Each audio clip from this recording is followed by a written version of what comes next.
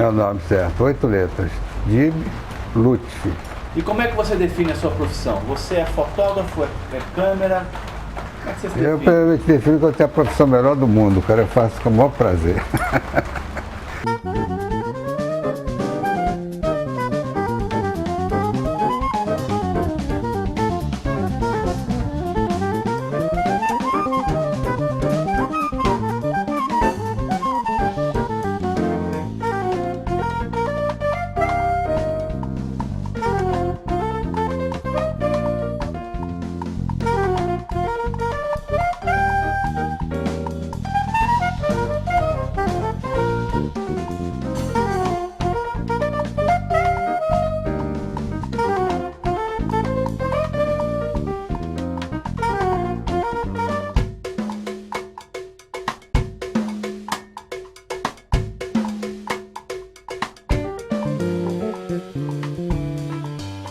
O Dib, quando chegou ao cinema brasileiro, ele veio com uma aura de mistério. Todo mundo disse assim, apareceu um cara que faz umas coisas extraordinárias com a câmera. Ele não era bem um ser humano, era uma mistura de um ser humano com um objeto desconhecido. Ele pegou logo o apelido de tripé libanês. Essas atribuições miraculosas, ao mesmo tempo que eram também verdadeiras, mas foram criando uma atmosfera hiperrealista, se pode dizer assim. Ele passou a ser sempre visto como uma coisa capaz de resolver qualquer problema. E assim ele foi utilizado, às vezes mal, por muita gente, porque procuravam, deixa eu ver o que eu vou inventar para o Dib fazer aqui. Vou fazer de subir ali por cima daquela ponte, aí vai para o outro lado do rio, aí entra com água até o meio da barriga, e por aí afora, iam inventando assim façanhas pro Super Dib se livrar e dar ao cinema brasileiro mais uma demonstração dos seus superpoderes. Isso é uma coisa que sempre deixou um pouco sem jeito, eu disse, mas o Dib não merece, e aí? Tá gravando? Bem, a gente parou porque a luz foi embora, porque de repente eu resolvi fazer umas observações sobre os superpoderes do Dib e a luz foi embora. Acontecem coisas assim. O Dib é acompanhado por os mitos todos da cinematografia. A luz é um deles. Porque ele sempre tratou a luz com muito carinho e muito cuidado.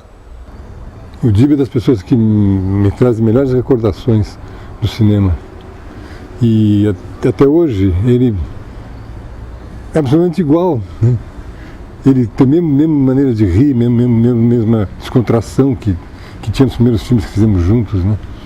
E era um alívio, era uma tranquilidade estar com o Dib no set de filmagem, porque não tinha tempo ruim, né? Tudo ficava mais fácil, porque ele resolvia problemas seríssimos, muitas vezes de mise-en-scène, de fotografia, com a intuição dele. A capacidade, a qualidade dele como câmera e como fotógrafo acabava criando para a gente um dado novo na mise-en-scène, na encenação e até na decupagem do filme. Se você sabia que ia contar com o Dib, você já podia imaginar que determinados tipos de cenas que você poderia filmar de uma maneira, você já teria uma alternativa, porque era o Dib que estava fazendo câmera. A principal qualidade do Dib não era só que ele era um câmera na mão muito firme, que a câmera era muito firme, coisa e tal.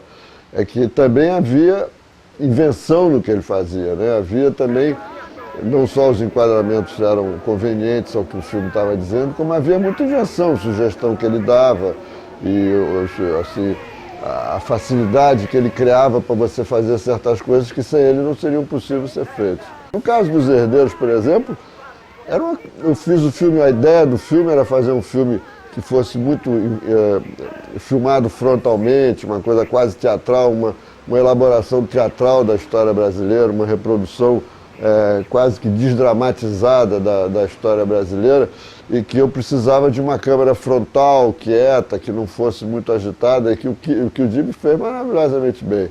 De vez em quando a gente fazia umas coisas, por exemplo, a cena na Rádio Nacional, que começa com Odete Lara cantando e acaba com o Grande Otelo fazendo o elogio do Petróleo é Nosso, da campanha da Petrobras, não sei o quê. Aquilo ali foi um plano de sequência extremamente elaborado, com câmera na mão, e que mudava, inclusive,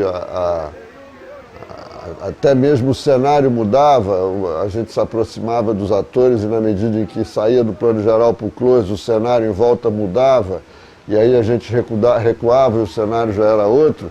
É claro que a elaboração dessa cena sem o Dib era impossível, não é?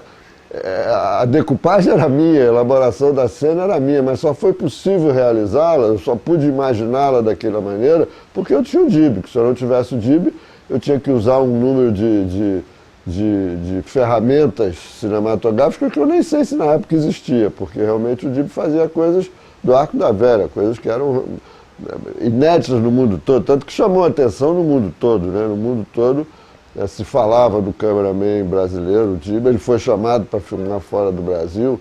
Havia uma originalidade na maneira dele trabalhar que cada diretor usou de uma maneira que lhe era mais conveniente. Mesmo os amigos dele? Medeiros, amigo do presidente.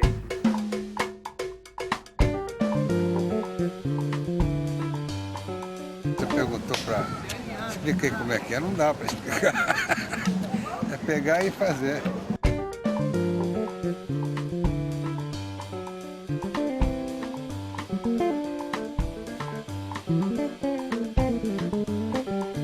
Não tem uma tipo regra, assim, uma coisa que tem um livro que você lê, essas coisas, não tem uma... É coisa que acontece de... A necessidade, por exemplo, na época surgiu o lance de câmera na mão, no cinema, do Velho Wagner, que chegou e a gente fazia as coisas também da iluminação, que era a luz ambiente, não tinha nenhum artifício, não tinha parafernália nenhuma. Era uma coisa que você fazia com o que tivesse, né? Com o mínimo de parafernália, né? Quanto menos, melhor. Então a gente levava só a câmera, 3 lentes, levava os atores, produção, a equipe inteira e saía a filmar. E aí o negócio da câmera na mão surgiu de que eu peguei a câmera, com a prática que eu tinha da televisão, de enquadramento, de foco e tal, sabia manejar, mas nunca tinha pego na mão, mas por alguma graça divina, sei lá, uma coisa que a câmera na mão ficou boa. Não foi nenhuma regra de eu ter que ensinar. Eu peguei e a vontade de fazer, e a necessidade de fazer, e a coisa, eu acho que ajudou a sair o que sai, né? A câmera na mão do Dib é responsável por uma boa parte dos filmes do cinema novo. Do ponto de vista da linguagem, né? Ele criava resoluções que o diretor não poderia tê-las se não fosse com o Dib. O Glauber Rocha fez o Terra em Trânsito, que é o melhor filme de câmera do Glauber, né? Porque tinha o Dib. Plano de sequência no Terra em Trânsito, incríveis, uma sequência famosa do Jardel Filho, andando com a Glauce num terraço do Parque Lage, ao mesmo tempo num apartamento grande com a Danusa Leão, José Lio Goy, todos andando, movimentando para lá e para cá, e ele, né, eu não acredito que Glauber tenha marcado aquilo, eu acho que ele tenha deixado, acredito que ele tenha deixado o Dib solto porque confiante nessa sensibilidade da câmera dele, né?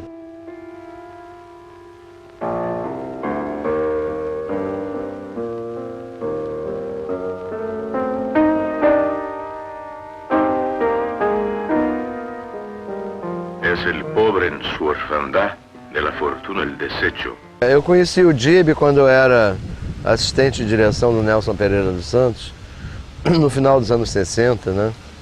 Mais precisamente em Fome de Amor, um filme de ruptura assim, da linguagem do cinema brasileiro.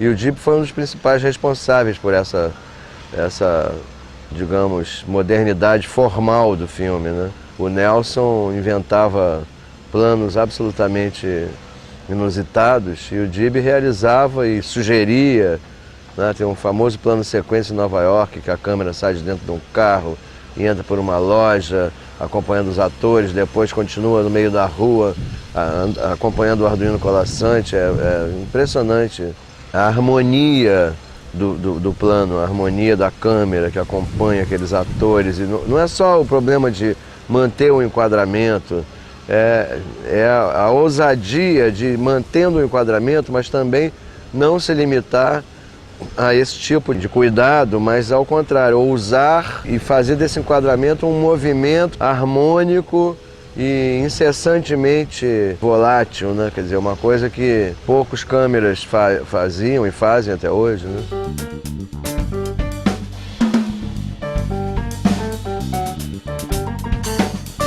Nossa grua humana, o DIB, né? E planos de chassi inteiro, planos de 4 minutos, né?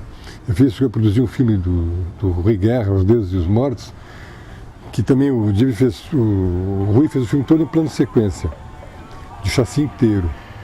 E o DIB resolvia maravilhosamente bem aqueles problemas todos. Coisas incríveis ele fazia. Eu lembro que numa das filmagens do Deus e os Mortos, o personagem tinha que fazer a travessia de uma pinguela, uma passagem muito estreita por cima de um rio. E o DIB vinha acompanhando esse personagem e entrava na pinguela atrás do personagem, mas com o olho dentro da câmera. No meio da trajetória do DIB, ele perdeu o pé e caiu. No momento que ele cai, ele tira a câmera, simultaneamente tira a câmera do rosto, leva para cima e segue andando por dentro d'água com a câmera em cima, até recolocar, chegar na margem, recolocar a câmera de novo no ombro. E quando você assiste o Copeu, você não nota que a câmera vacilou. Isso é uma coisa fantástica, fantástica como ele fazia.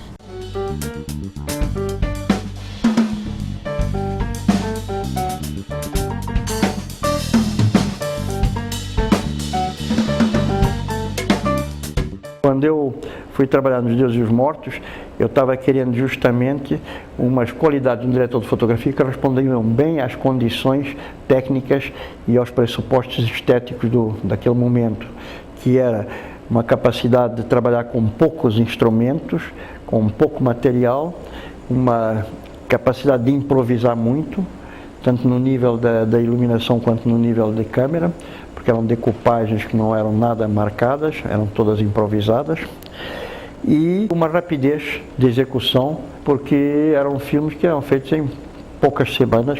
Essas condições, que eram condições históricas, que eram os pressupostos básicos, digamos, do que foi o cinema novo, quer dizer, meios de produção reduzidos, agilidade de produção, equipes pequenas, improvisação, uma conceituação estética completamente fora dos padrões habituais, acrescidos de certos fundamentos estéticos e políticos. O DIB respondia perfeitamente a esses postulados. Talvez tenha sido o filme em que eu tenha ido mais longe dentro da imagem, no sentido de que é um filme inteiramente feito em planos de sequência longos, extremamente marcados, extremamente difíceis tecnicamente, impossíveis de realizar com uma Steadicam ou com qualquer tipo de grua. Isso me permitiu uma linguagem muito específica. Eu me lembro, quando eu estava mixando Os Deuses e os Mortos, um americano pediu para ver uma mixagem lá, era um americano da embaixada, não sei o que e tal. Eu digo, tá bom, deixa eu ver, não tem problema nenhum. Ele viu e quando acabou de ver uma parte, disse, escuta, como é que foi feito esse plano? Que eu não estou vendo possibilidade de ser feito com nenhuma grua que eu conheço. Eu digo, não, porque essa é a nossa grua libanesa, que é a única que faz isso. Mas o DIB tinha essa capacidade extraordinária que, no lado da execução técnica, uma memória de imagem extraordinária. Eu digo isso porque quando eu marcava os planos dos Deuses e os Mortos, e eram planos longos, que às vezes até tinham que ser rebobinados, apertado negativo para dar mais uns segundinhos, planos de chassis de 5 minutos. E quando marcava aquilo, naquela altura não existia o video assistant, então era só a relação câmera e operador de câmera e diretor e câmera. Então eu fazia a marcação com o meu visor e um pouquinho com a câmera, mas a câmera para mim pesava muito, eu me sentia sempre desajeitado com a câmera, então eu fazia mais com o visor e depois marcava. E quando o DIB ia memorizando todo aquilo, uma vez que eu tinha marcado todo o plano, ia memorizando, e ele ia vendo com a câmera e tal. E quando a gente filmava uma vez, 2 vezes, até porque tínhamos pouco negativo, quando eu ia ver a projeção, era como se eu tivesse estado na câmera, não havia nenhuma surpresa. Não havia surpresa, era como se eu tivesse feito a câmera. Exatamente todos os pontos. E era dificílimo, porque havia marcações que eu me perdia. Quer dizer, às vezes numa marcação eu como diretor, a câmera para lá, eu tinha que ir para lá, e eu tinha que fugir da cena e ficava esperando o plano acabar, porque já não podia aparecer, porque não sabia quando é que a câmera ia me pegar. E o Dib tem uma capacidade, uma memória fotográfica de fazer aquele plano e numa execução perfeita. Chamavam, então ela ia. E ficou por lá. E atenção, ouvintes, para esta nota. Nós fazíamos um cinema altamente revolucionário, altamente inovador, e da importância que o cinema novo teve, que agora ninguém vai botar dúvidas sobre a importância que o cinema novo teve para a história do cinema mundial, né, internacional. Então o Dib foi um personagem, um dos protagonistas desse movimento. Que a coisa ótima do cinema novo contribuiu para a história do cinema no mundo internacional é exatamente a ligação imensa que havia entre a parceria do autor do filme, que é o diretor, que é o autor de filme, com a parceria, quer dizer, com o diretor de fotografia, com o técnico de som, com o diretor de arte, com os maquinistas, com os eletricistas, que nós tínhamos uma ligação, uma parceria muito grande, muito democrática e muito grande. E o Dib foi um protagonista enorme, porque já que o slogan do Cinema Novo que eu coloquei, que Glauber Rocha usou tão bem, e no mundo inteiro, era exatamente a ideia da cabeça, que era o diretor, né? A ideia da cabeça, e a câmera na mão, que era o câmera. Então o câmera ganhou uma dimensão muito grande, tão grande que por causa da câmera na mão, por causa de câmeras como o Dib e Lutfi, os americanos começaram a inventar técnicas que era impossível fazer, ter uma câmera na mão como nós tínhamos. Então eles começaram a inventar Steadicam, vários equipamentos para segurar fixo e poder se movimentar como nós nos movimentávamos naquele tempo. Eu comecei fazendo filme com o Dib em 65, no momento que eu filmei quase clandestinamente, porque era menos de um ano depois da ditadura, do golpe militar.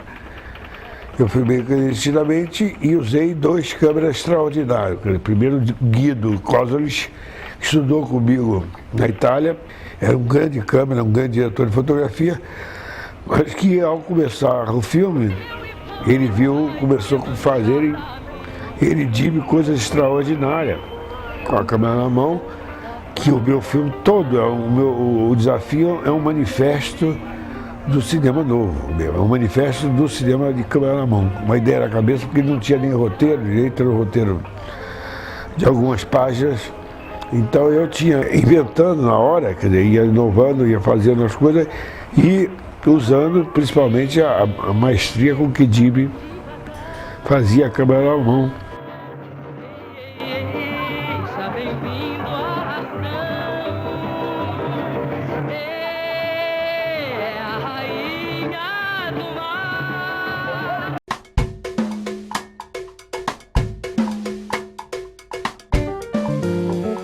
O diretor de fotografia na Inglaterra, até pouco tempo atrás, se chamava Lighting Director, diretor de luz, né?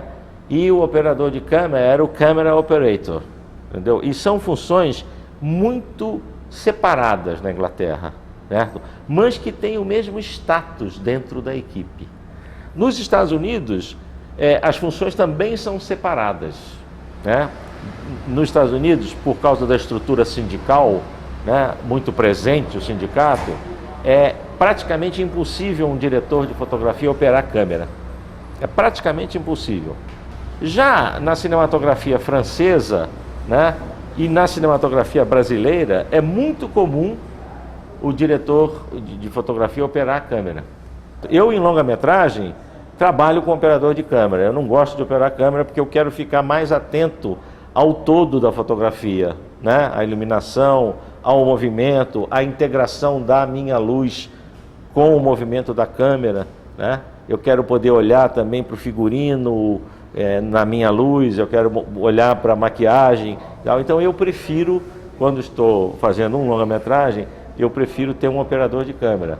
Mas no documentário, que é um gênero que eu adoro, né, e faço sempre, eu opero a câmera, lógico. O documentário é o momento, entendeu? Você tem que estar ali ligado para não perder nada. Então você vai operar a câmera. É muito de personalidade. O Dib, como é um excepcional câmera, ele dificilmente vai abrir mão de fazer câmera. Inclusive até hoje, recentemente, ele fez só câmera no filme do Maurice Capovilla, no Armada.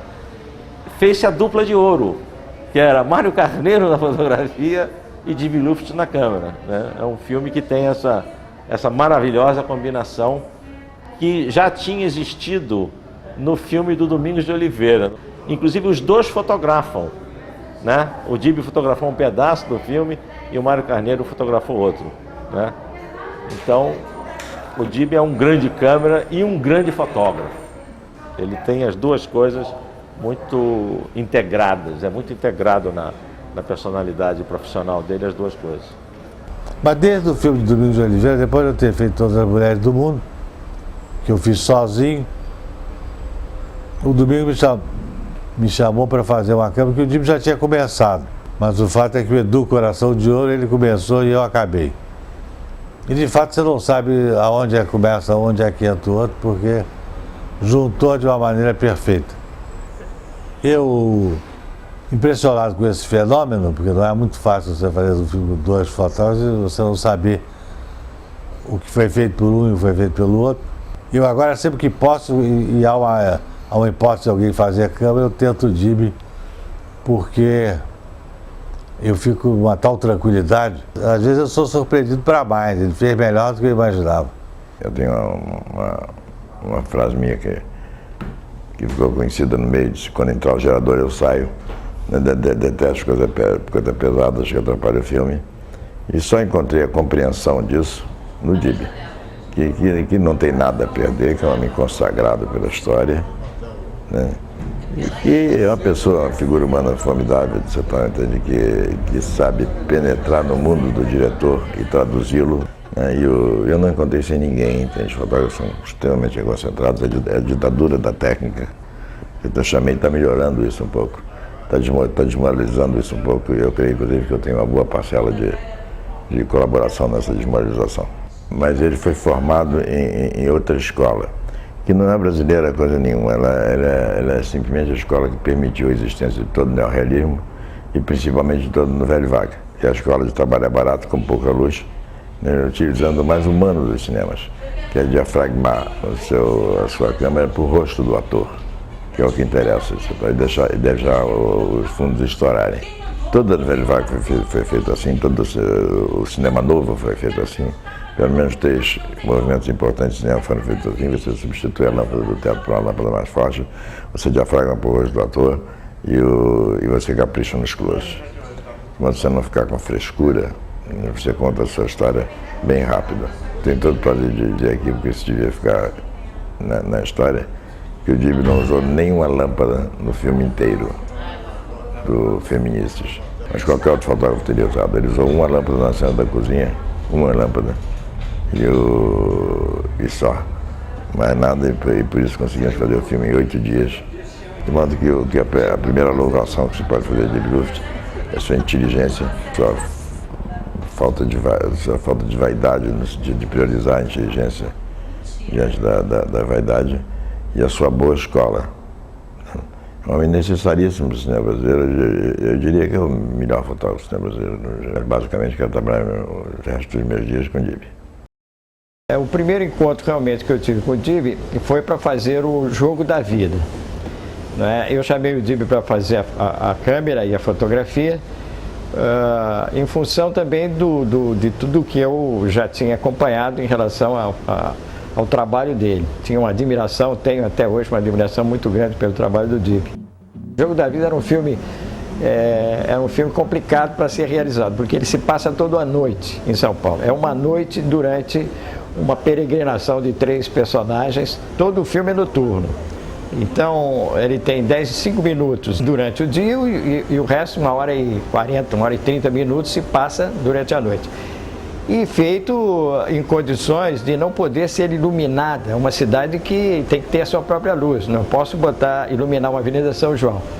E nem espaços que são normalmente, que têm a sua própria luz. Então, o DIB trabalhou realmente com uma precisão incrível na iluminação dos locais. Então, nós estudamos, por exemplo, de que maneira iluminar as salas de jogo de sinuca. A gente sabe normalmente que as sinucas, elas têm uma iluminação só da mesa. Quer dizer, é a mesa que fica iluminada. O espaço em torno fica sempre na penumbra. O DIB fez uma substituição, ele iluminou basicamente todos os interiores das sinucas com fotofluxo. E nós trabalhamos dentro desse clima, quer dizer, os atores aparecem iluminados na medida em que se abaixam para jogar. E o filme todo foi feito dentro desse clima de aproveitamento da luz natural da cidade. E ficou realmente uma fotografia excepcional, porque dá o clima justamente do drama e dá o clima da história. O outro lado dessa história é realmente sua habilidade. Nós tínhamos sequências, uma delas pelo menos, onde eu não queria que houvesse um corte. Eu queria que houvesse a jogada, todo um processo de uma partida sem um corte. É uma sequência de 7 minutos, 8 minutos, quer dizer que rodou-se um chassi inteiro, de negativo, 35 milímetros, com uma partida onde o jogador não erra e a câmera acompanha esse jogo em todas as partes e todos os lados da mesa. Fizemos um ensaio, depois rodamos 8 vezes essa sequência. Essa sequência levou para ser filmada mais ou menos 4 horas, 5 horas de trabalho. A câmera sempre está na contrapartida do ator e procurando sempre a caçapa. A câmera está sempre antecipando a jogada. Então, só por essa sequência e pelos outros momentos em que o DIB, através da utilização da câmera na mão, foi capaz de fazer com que esse filme fosse assim, tão bem realizado. E principalmente porque era um filme que dependia muito da câmera na mão, porque os personagens estão sempre andando e eles estão sempre em movimento, seja dentro da sinuca ou seja na rua.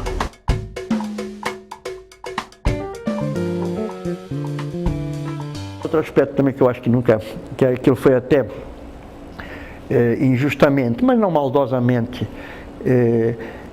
diminuído, é dizer que o DIB não era um grande diretor de fotografia, que era um grande câmera.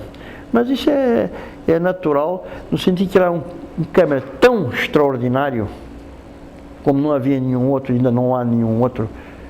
Havia alguns que se podem colocar num plano equivalente, mas não superiores ao DIB, que o lado criativo da luz e tal ficava um pouco ofuscado por essa exponencialidade da capacidade da câmera. Não é que dissessem que ele não iluminasse bem. Não se chamava o DIB para iluminar um filme que não fosse com a capacidade de câmera dele. E acho isso um pouco uma injustiça, porque ele é um grande iluminador. Inclusive, com essas soluções criativas de destelhar, de utilizar sistemas pobres, improvisados, rápidos, de iluminação, que era um postulado estético e político do cinema que nós estávamos fazendo naquela época, e que hoje ainda tem vigência. Quer dizer, não é que esteja passado, fechado numa época determinada. Eu acho que hoje, mais do que nunca, é preciso que o cinema, que quer ser um cinema criativo, obedeça a essas mesmas premissas de velocidade, equipes pequenas, para contrapor a essa pressão do que é chamada indústria hegemônica. Então, essa capacidade de iluminar, de ver uma imagem, não só sob o ponto de vista do quadro, mas sob o ponto de vista da sua densidade e da sua expressividade de luz, o DIB nunca foi suficientemente reconhecido. Eu gostaria que nesse momento, que ficasse bem marcado que a minha visão do DIB não passa unicamente pela sua incrível capacidade, lendária capacidade, exaltada capacidade de manipular uma câmera e de fazer coisas que ninguém é capaz de fazer com uma câmera, mas também pelo seu olho de iluminador e de diretor de fotografia. Há uma tradição de considerar o DIB um grande câmera e esquecer que ele era um grande fotógrafo também. No caso dos Herdeiros, por exemplo, é um filme que quase não tem câmera na mão, é um filme totalmente feito com a câmera no tripé, e a qualidade básica da fotografia dos Herdeiros é a iluminação mesmo, não é a câmera. Nesse período todo, ele não só foi fundamental como câmera, mas foi fundamental como fotógrafo também.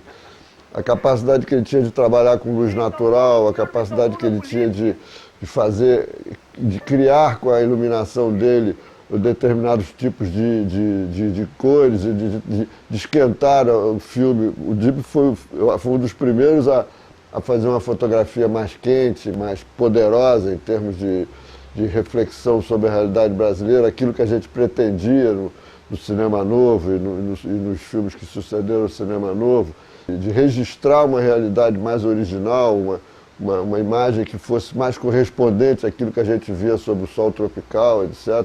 Tudo isso o DIB fez com extrema maestria. Não era só um grande câmera, mas era também um extraordinário fotógrafo. O DIB, ao contrário do que se possa imaginar de um super poderoso, é a pessoa mais cuidadosa com luz. Ele gosta de tratar a luz do seu mínimo. Ele tem horror a abuso de luz na cara de ator. Gente que chega e bota logo 10 mil para começar a conversa. Atualmente seria bota um HMI de 12 quilos, mais não sei o que. Ele tem horror a isso, ele chega sempre com as luzinhas dele, vai se aproximando, vai chegando, ele vai cercando o assunto com suas luzes. Um grande diretor de fotografia, dos mais modernos, talvez depois do Luiz Carlos Barreto, com Vidas Secas, né? O DIB tenha inaugurado uma fotografia mais despojada, mais moderna e mais simples, né? Na sua própria realização. Eu me lembro que nesses filmes em Paraty, ele mandava destelhar as casas coloniais, tirar aquelas telhas todas e tal, era o mais trabalhoso. E depois ele forrava com um negócio, chamava linolene, que era uma coisa que faziam toalhas de mesa, assim, mas que dava um efeito de um filtro. Então ele estudava o horário do sol, né? Onde nascia o sol, qual eram os enquadramentos favoráveis e aquele tipo de luz que batia naquele determinado horário. Era tudo muito estudado. Apesar dele ousar o tempo inteiro experimentar e estar sempre propondo coisas novas com aquele sorriso dele, experimentava, ele ousava, ele não se... Hoje em dia você vê fotógrafos que enchem um ambiente pequeno com luz que não acaba mais e tal, né? Quer dizer, para se garantir. Usam inclusive essa expressão, não, isso é para garantir. Garantir o quê? Né? Quer dizer, eu acho que o ato da criação não tem que ter garantia nenhuma, senão não é criação. Perde a graça, perde o tesão, né? E o DIB sempre foi a pessoa da ousadia, não só na linguagem da câmera, mas principalmente também, né? Nessa fotografia despojada, enfim, absolutamente experimental, né? E com resultados fantásticos. Esses filmes, por exemplo, O Asilo Muito Louco, O Fome de Amor, o Como Era Gostoso Meu Francês, são exemplos disso que eu estou dizendo, para ficar só nos filmes do Nelson, né? Desde 69, quando eu trabalhei com o DIB pela primeira vez, no Asilo Muito Louco. Não! Eu lhes conto o negócio como se passou. O defunto do meu tio não era uma honra, mas quando estava furioso era capaz de nem tirar o chapéu santíssimo.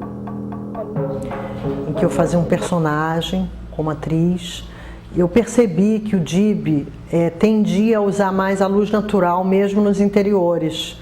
Tanto que eu me lembro que naquela ocasião ele destelhou assim, uma casa que a gente filmava, uma casa antiga de Paraty.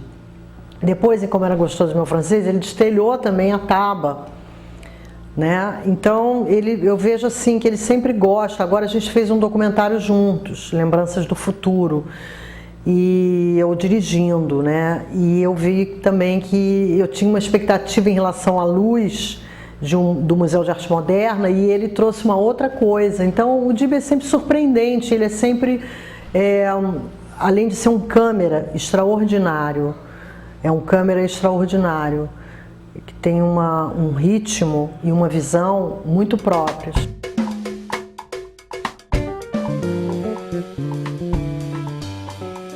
Não tem como ficar de mau humor, cara, a não ser com alimentação e atraso na grana. Isso deixa todo mundo de mau humor. Vou contar somente uma brincadeira dele, porque um filme muito sério assim também fica meio chato. Vou contar as brincadeiras do Dib. Teve uma vez que ele adorava sacanear toda a turma da pesada e tal. Então no dormitório uma vez ele pegou o sapato de um eu não sei se maquinista, se iluminador, não sei, um elemento da equipe. Você está dormindo, aí ele pegou um prego, pregou o sapato do sujeito no assoalho.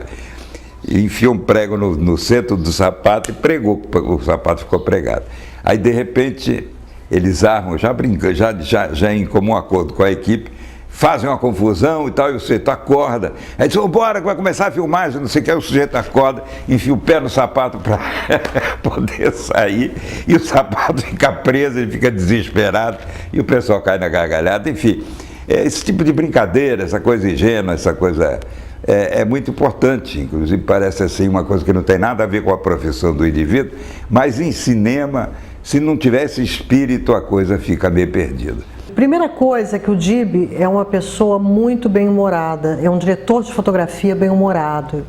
Então já cria um clima muito bom no set.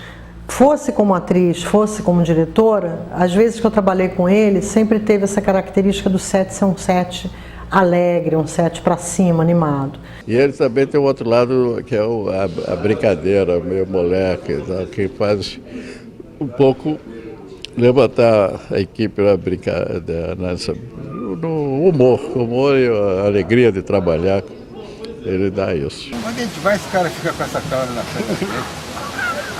Pode. Acostumando, porque, pô, parece até que a gente é ator, né?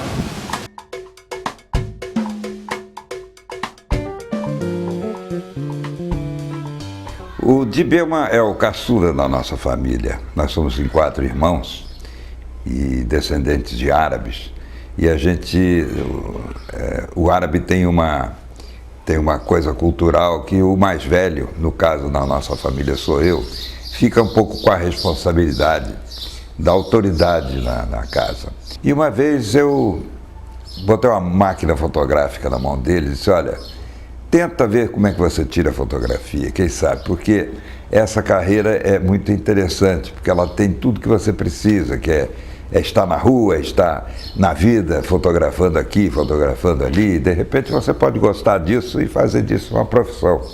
Na verdade, na fotografia naquela época não havia muita concorrência, de repente você até vai para fotografia de cinema, e eu já fazia, era ator de novelas e ator de televisão, e tinha já uma coisa meio armada para o Dib.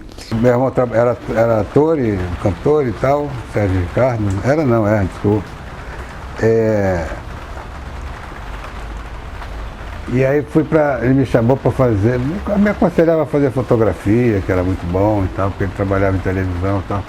E soube que ia ter um curso de câmera lá. E eu trabalhava na TV Rio nessa época, aí perguntei lá a algumas pessoas como é que poderia ser para levar meu irmão lá para fazer um teste para a câmera, porque eu queria que ele passasse de fotografia para a câmera, para então, quem sabe no futuro, virar um fotógrafo de cinema. E não deu outra coisa. Para encurtar a conversa, ele foi para a televisão, virou em pouco tempo o melhor câmera da televisão, era concorridíssimo, havia um programa lá chamado Noite de Gala, do Medina, que era uma coisa assim mirabolante, um show que se fazia com uma câmera só. Aí eu comecei a fazer o meu primeiro filme, O Menino da Calça Branca, tinha contratado um fotógrafo, que não deu certo. E o Dib era assistente dele, porque eu levei o Dib para poder fazer um estágiozinho no cinema. Aí eu disse ao Dib, ó, Dib, você que vai fazer, você já faz fotografia, você já faz câmera, não custa nada você pegar uma câmera de cinema e fazer a fotografia do cinema. Ele disse, você tá louco que eu vou fazer um negócio desse? Tá?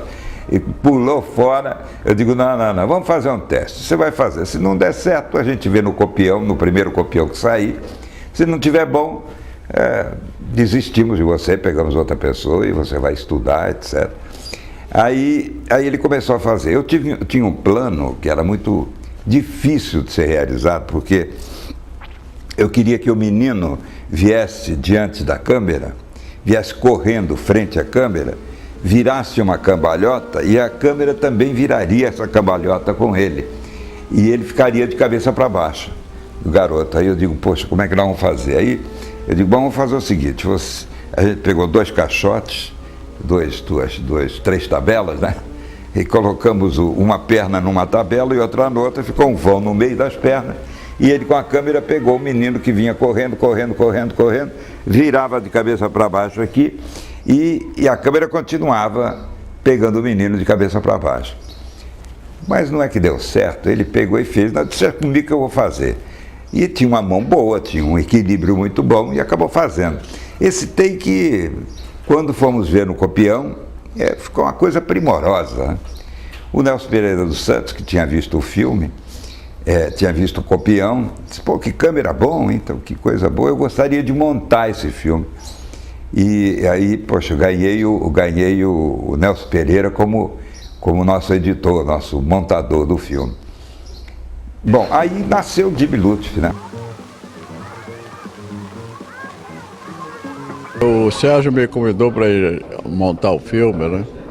E material excelente, tinha tudo, planos magníficos, movimentos de câmera, tudo. Depois, isso é um profissional, pode ser um profissional, e era o Dib. Agora o Dib já tinha uma experiência de câmera, televisão, tudo isso, mas tem um olho no cinema, né? Tá muito capacitado a fazer cinema. Depois nós fizemos tanta coisa juntos, né? Falar do Dib vai levar um longa-metragem aqui. E fizemos tanta coisa. Outro dia eu estava com ele, vendo uma cópia nova, restaurada, do Asilo Muito Louco, que foi, aliás, meu primeiro filme cor. Ele foi, se eu não me engano, acho que também para ele foi o primeiro. Então o Dib olhando assim, falou, fui eu que fiz tudo isso? Ele brincando, foi você mesmo. Planos, poxa, fotografia muito boa, movimentos de câmera, como sempre, o filme todo na câmera na mão. O Dib tem qualidades que são invejáveis. Ele tem uma coisa. Em primeiro lugar, um olho não é muito sábio, ele conhece onde ver, onde colocar a câmera, tudo isso. E ele tem, aliado a isso, uma disponibilidade inventiva. E assim, eu quero fazer um plano daqui para lá, aproximação, mas não quero o carrinho. Tem que ser aquela mão, ele combina o movimento dele com uma zoom. ele tem tudo isso. Fora a capacidade que ele tem de trabalhar a câmera na mão, mudar o foco e mudar o diafragma ao mesmo tempo, né? Em alguns casos, né? Quando não dava para ter o assistente junto para fazer isso. Ele também tem essa disposição de inventar um equipamento, ele sabe o que as entranhas de uma câmera, ele conhece tudo, e conserta, arruma, inventa, acrescenta, enfim, é um conforto enorme trabalhar com o Dib. Sem falar da figura humana, quer dizer, isso é outro caso. Então o Dib é tão companheiro, é tão bom, ele combina, ele dá um clima de familiar, toda a equipe.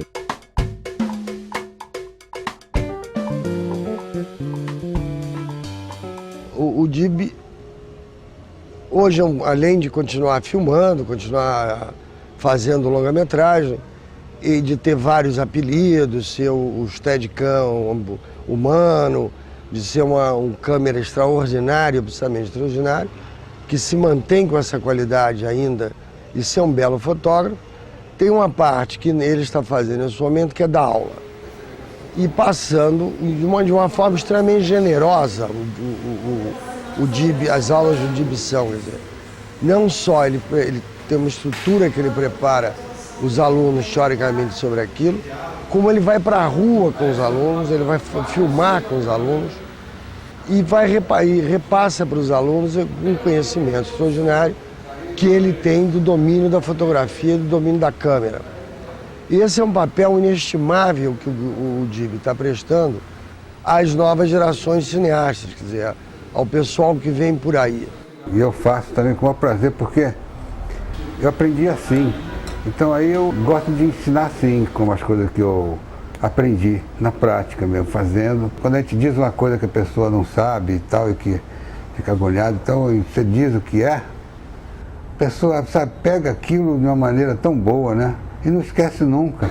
Ele é de uma extraordinária paciência. O DIB tem uma paciência quase infinita com as pessoas, quer dizer. E uma dedicação àquela aula, aquela coisa. Há pouco tempo eles estavam fazendo um filme de fim de ano e quebrou um monitor. E o monitor quebrou. E eles não podiam todos verem ao mesmo tempo. Estava filmando, você olhava na câmera.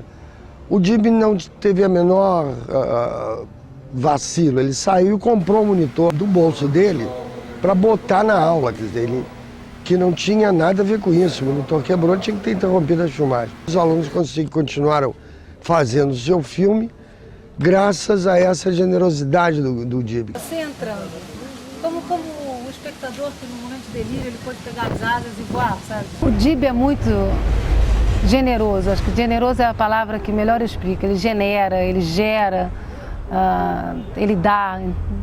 E o cinema é um trabalho de equipe, né? E a responsabilidade é muito grande. E dá muito medo, né? Ainda mais eu que estou começando.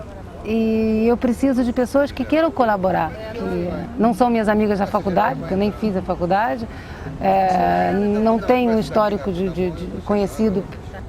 Então as pessoas têm que se envolver porque elas são envolventes, elas têm que dar porque elas sabem dar, né? Não porque eu sou isso ou aquilo, ou porque eu estou junto há tanto tempo.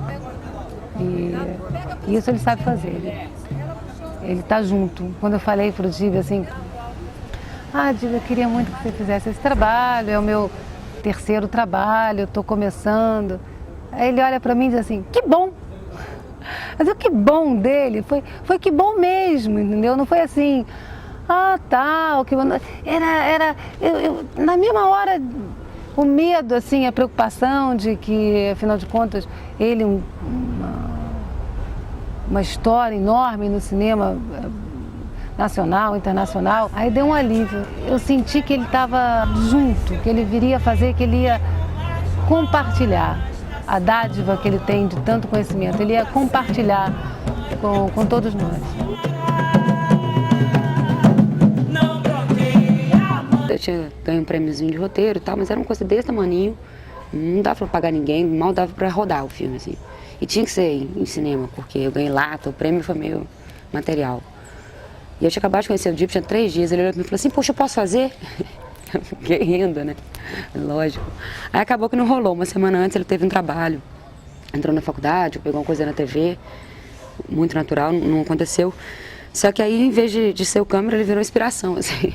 Que o filme é todo plano de sequência, é todo meio que feito pra ele, assim. Falei, já que eu tenho esse, já que eu posso, eu vou fazer, assim. Aí fiz meio pra ele. E até hoje eu faço questão de manter, assim. Eu acho o DIB o verdadeiro cinema brasileiro, assim. Porque é muito legal, acho que tem que ter milhões, tem que virar indústria, tem que ter tudo, mas não é ainda. Vai ser cinema brasileiro quando tiver uma camereta em cada cidade do país, em cada estado, tiver uma oficina, tiver gente para poder ensinar, para fazer, tiver técnico. E o DIB, para mim, é a tradução, assim, mais completa e cabal da coisa toda, que é isso. Vamos inventar uma traquitana, como ele diz, né? Vamos botar uma coisinha, uma lanterna no boné e grudar com fita crepe que vai dar super certo.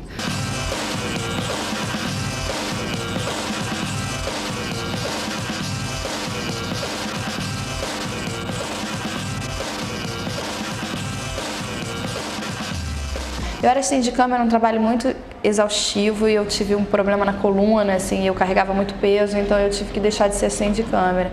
Aí fiquei muito frustrada, voltei para a faculdade e a minha tese de formatura eu pensei que queria fazer sobre um diretor de fotografia. E tive um insight de fazer com o Dib. Eu nem sabia que ele nunca tinha dado entrevista, porque ele era super tímido. E eu pensei em procurar o Dib muito pelo trabalho dele, pelo que eu conhecia do trabalho dele. Essa foi a primeira ideia, assim, Mas eu não sabia que ele nunca tinha dado entrevista para ninguém.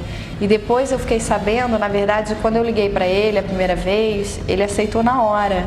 E ele me disse depois que ele só aceitou porque era um trabalho universitário. Eu fiquei super honrada, eu falei, nossa, meu Deus, uma pessoa que é um monstro da fotografia como o Dib, né, um guru da fotografia no Brasil e no mundo também. E ele aceita porque, para ele, o que era mais importante naquele momento era passar os conhecimentos dele para as pessoas que estão aprendendo, para as pessoas que estão começando. Então isso estava acima da timidez dele, sabe?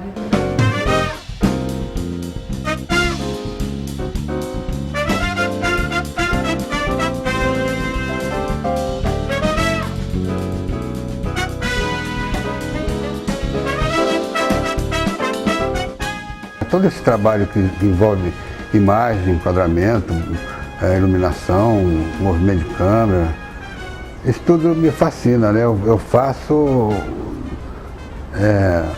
o que pintar, assim, eu estou disponível, eu faço todas as coisas aqui do meio, porque dá uma satisfação, não é por fazer, porque tem que fazer, tem que trabalhar, né? É por prazer de estar participando de uma equipe de cinema, de vídeo, de mini TV, tudo. É o mesmo ambiente, é a mesma coisa. Se você for em qualquer lugar do mundo, cara, é tudo igual. A equipe se dá igualmente, você nem precisa falar direito, o cara já entende o que você está querendo fazer e ajuda e tal. Mas eu queria te agradecer por esse trabalho, ter escolhido por esse trabalho, porque é uma honra para mim estar participando dele. Tenho o maior prazer e fico contente com isso e orgulhoso, né? Mais um degrau na vida.